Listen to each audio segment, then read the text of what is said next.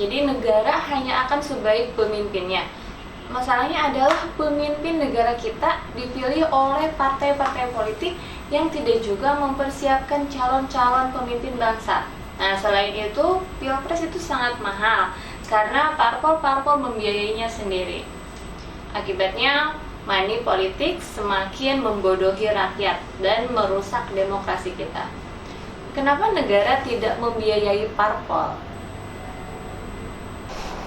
Ya, jadi kalau kita bicara soal kepemimpinan negara, kita nggak bisa lepas dari kenyataan bahwa yang melahirkan pemimpin sebuah negara bangsa adalah partai-partai politik. Karena disitulah jalurnya untuk masuk ke pemilihan agar bisa menjadi pemimpin sebuah negara atau presiden secara khusus. Nah, jadi masalah adalah partai-partai politik kita ini juga masih belum mempunyai sistem untuk pengembangan kepemimpinan yang bisa menjadi kader pemimpin bangsa. Terkadang di partai politik itu ada orang-orang atau kader-kader yang punya kapasitas, tapi dia tidak populer. Sebaliknya ada yang sudah populer, tapi tidak punya kapasitas. Nah, yang harus dilakukan oleh partai politik sudah populer itu dikembangkan kapasitasnya, kemampuannya, dididik lagi.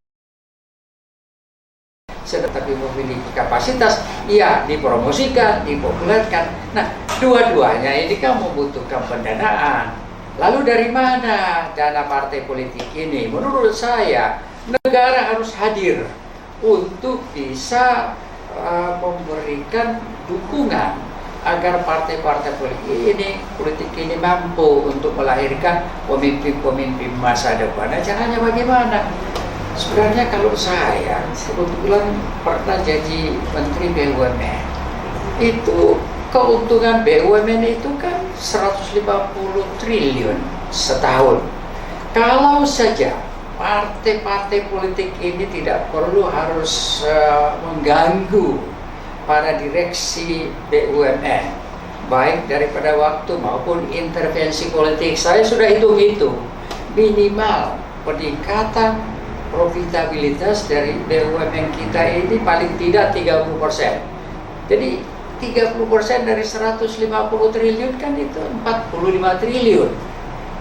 Berikanlah itu kepada partai politik. Negara kan dapat tambahan pajak juga dari situ. Jadi efisiensi yang disebabkan oleh yang saya namakan dipolitisasi dan dibirokratisasi dari BUMN, inilah yang kita pakai, negara pakai, Badan Usaha Milik Negara kan, negara pakai untuk membantu dan mengembangkan partai-partai politik.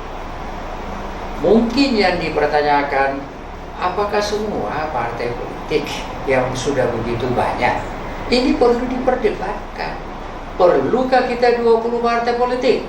Atau kalau saya analogikan sebuah korporasi, mungkin 20 partai politik kita konsolidasi dalam satu holding di mana mungkin hanya 3 partai politik, tapi partai politik yang begitu betul-betul punya kapasitas, punya kemampuan, dan kita bisa mengandalkan, dan mereka lah yang akan bisa melahirkan pemimpin-pemimpin masa depan kita.